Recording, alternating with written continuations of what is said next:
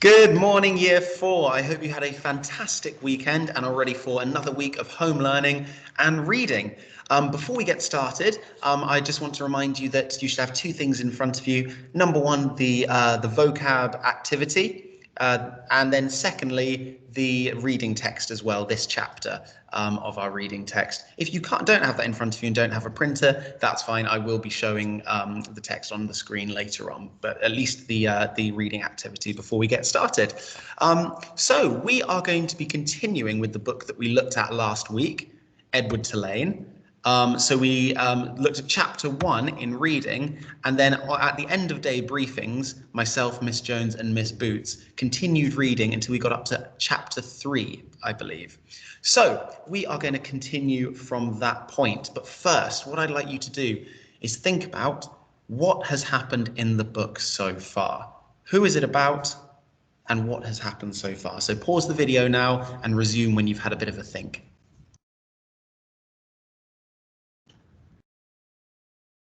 Okay, so hopefully you guys have discussed that or at least thought about it.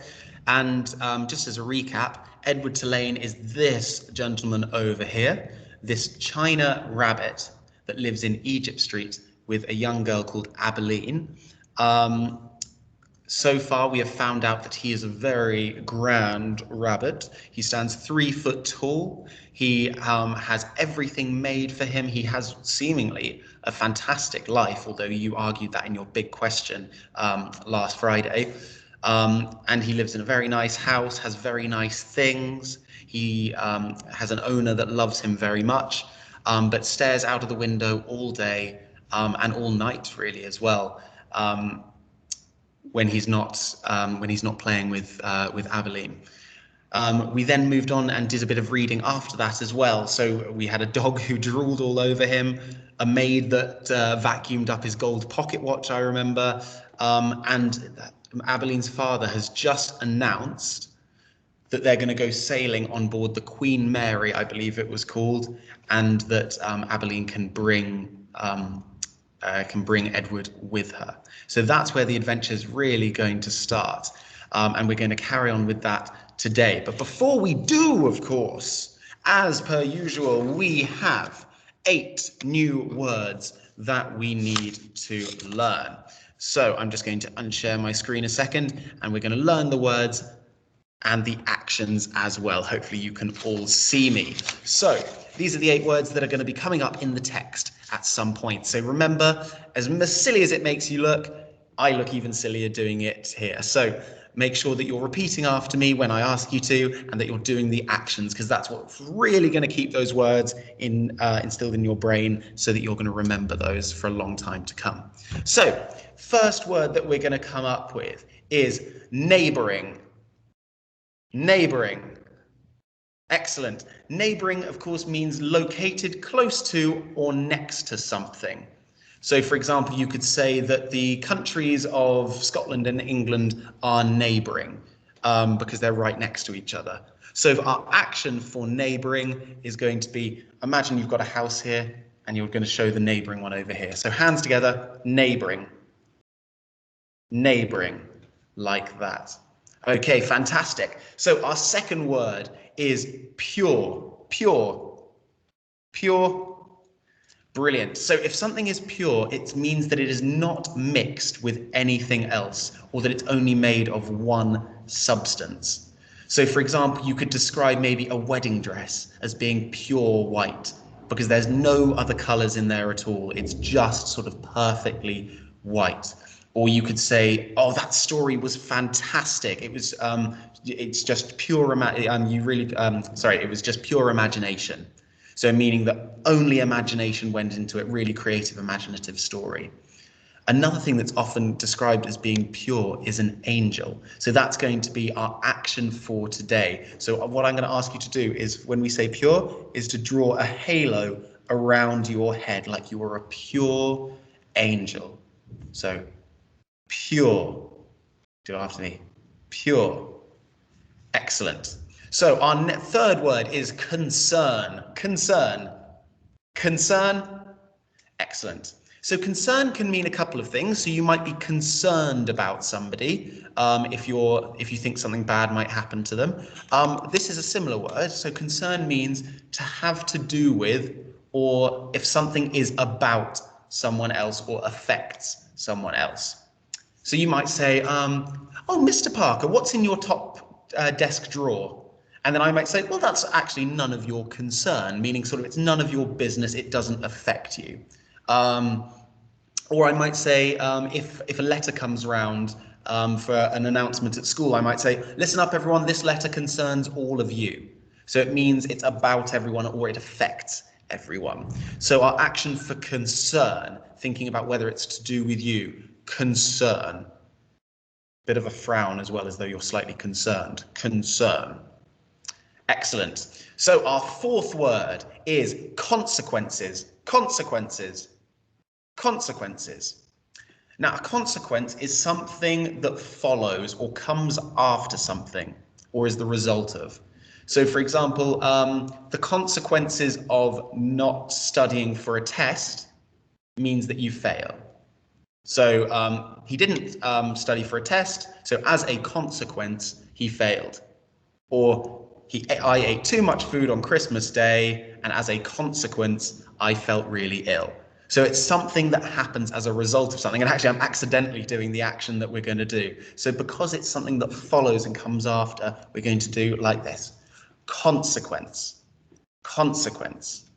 Excellent stuff. Really well done, guys. So I'm just going to recap those last four, the first four words that we've done, because we're halfway through. So when I say the word, I'd love you to do the action back at the screen. Okay, so our first word was neighboring.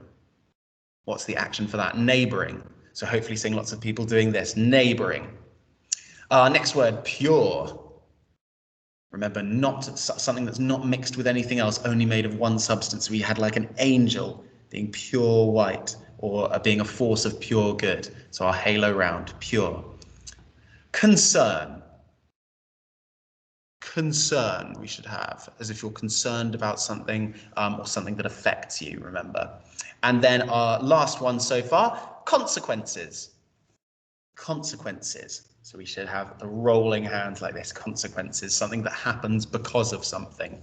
Okay, now on to our final four words. So the next one is stamped. Stamped.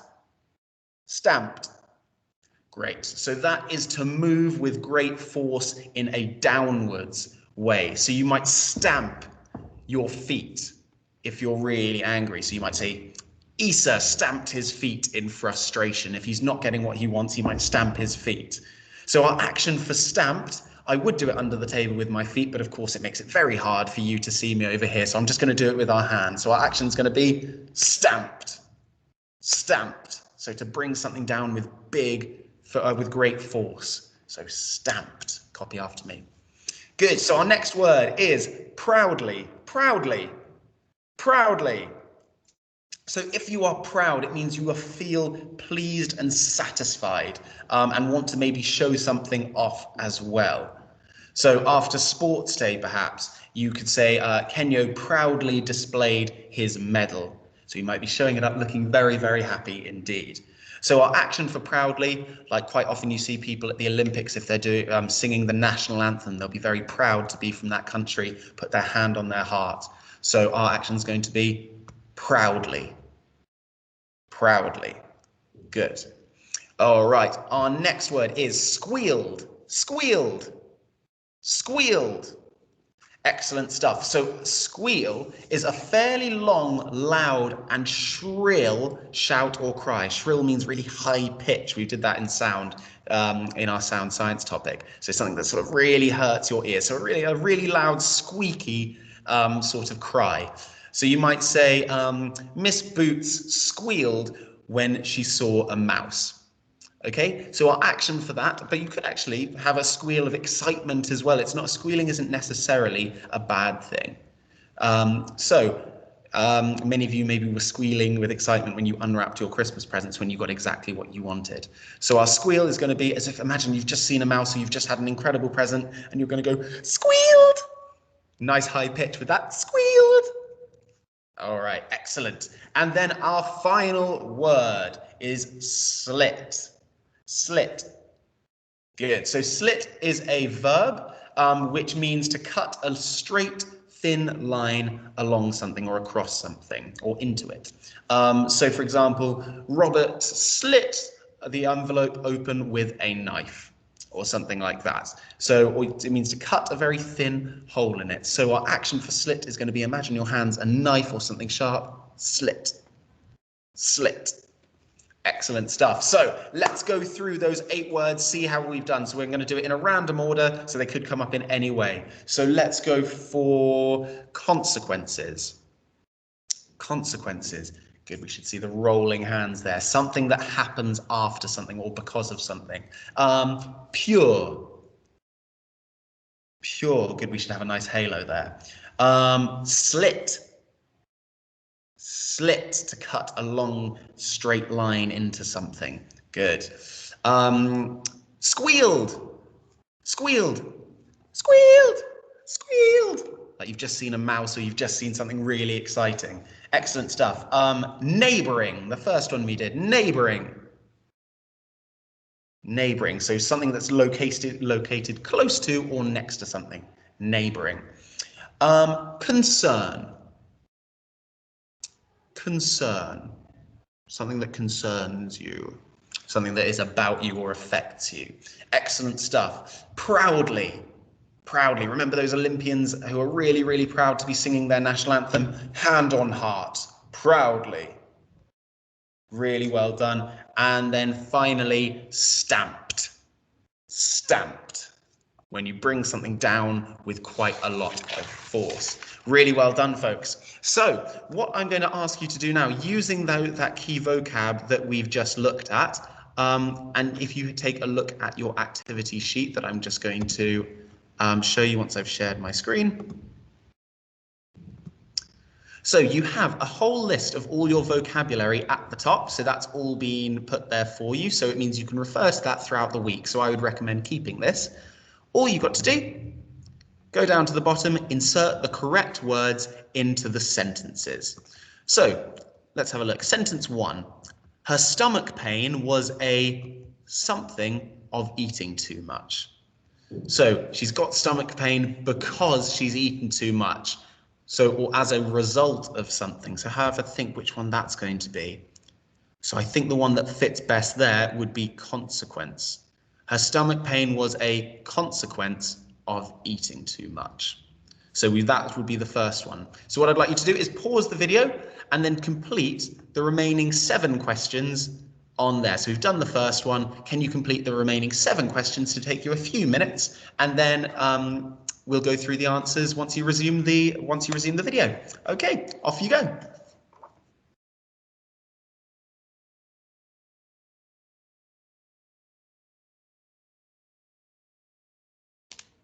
Okay there. So hopefully you should have finished that. Let's go through.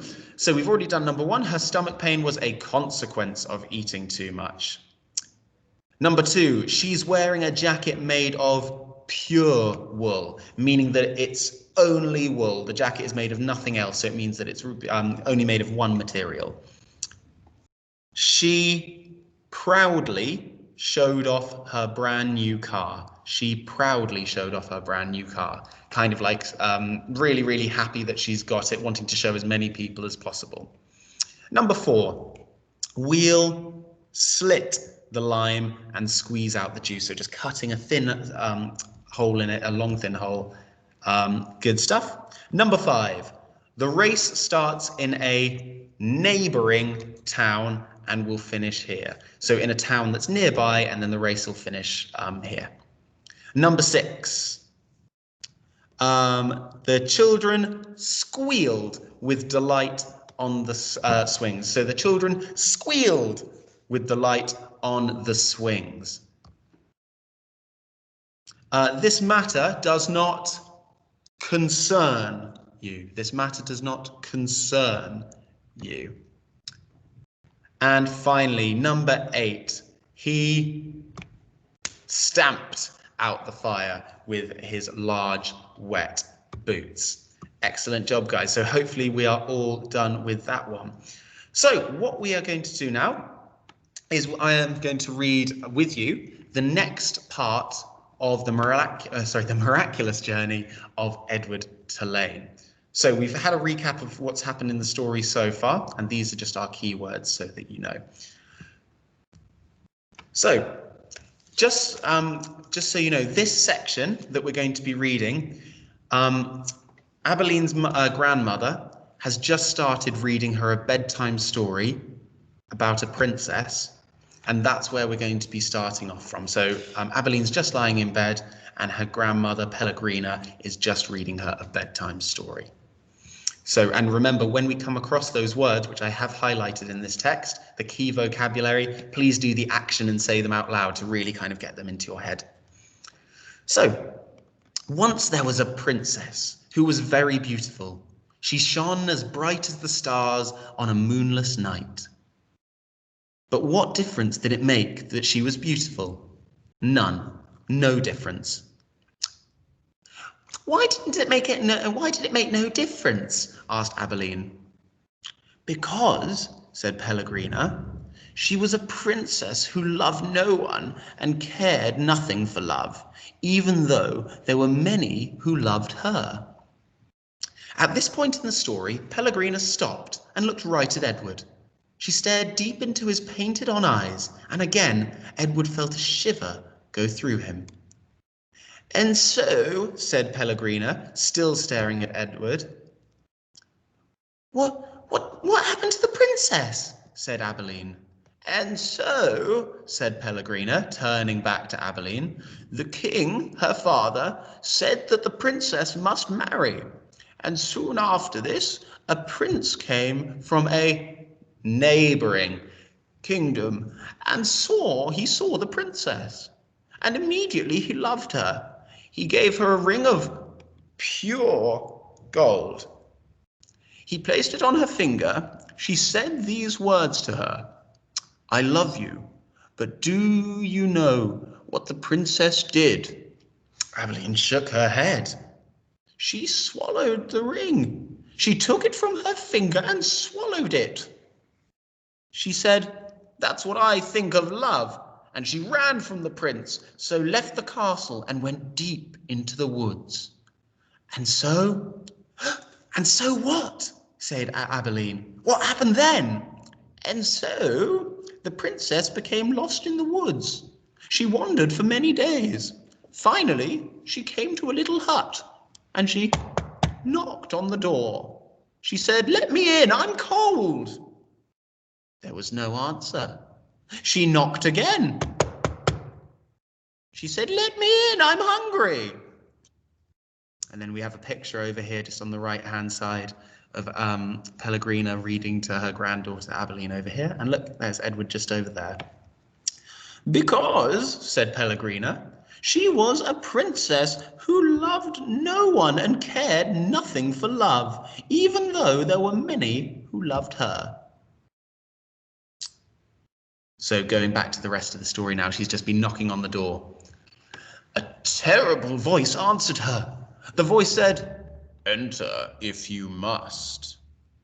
The beautiful princess entered, and she saw a witch sitting at the table, counting pieces of gold. 3,622, said the witch. I'm lost, said the beautiful princess. What of it? Said the witch. 3,623. I'm hungry, said the princess. Not my concern, said the witch.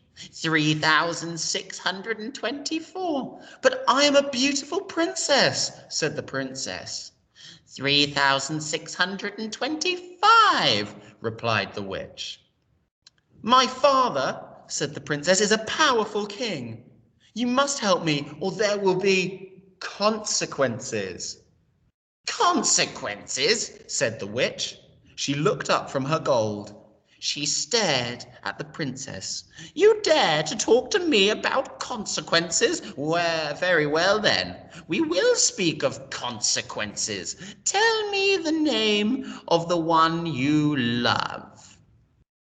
So the princess, the witch is talking about the consequences, so the things that'll happen to her. Love, said the princess. She stamped her feet. Why must everyone speak of love? Whom do you love? Said the witch. You must tell me the name. I love no one, said the princess proudly. You disappoint me, said the witch. She raised her hand and said one word. Farthiggery. And the beautiful princess was changed into a warthog. What have you done to me? Squealed the princess. Talk to me of consequences now, will you? Said the witch, and she went back to counting her pieces of gold. 3,626, said the witch, as the warthog princess ran from the hut and out into the forest. The king's men were in the forest too, and what they were looking for, and what were they looking for? A beautiful princess. And so, when they came upon an ugly warthog, they shot it immediately. Pow! No, said Abilene. Yes, said Pellegrino. The men took the warthog back to the castle, and the cook slit open its belly, and inside it found a ring of pure gold. That's where we will leave it then, ladies and gents. So hopefully you're following that really closely. Please make sure that you look at those that vocab again, go through it, make sure you've really got it, and we will carry on with that book later on today. So really well done, guys. Hope you have a lovely day of home learning, and I will see you same time tomorrow. Bye, guys.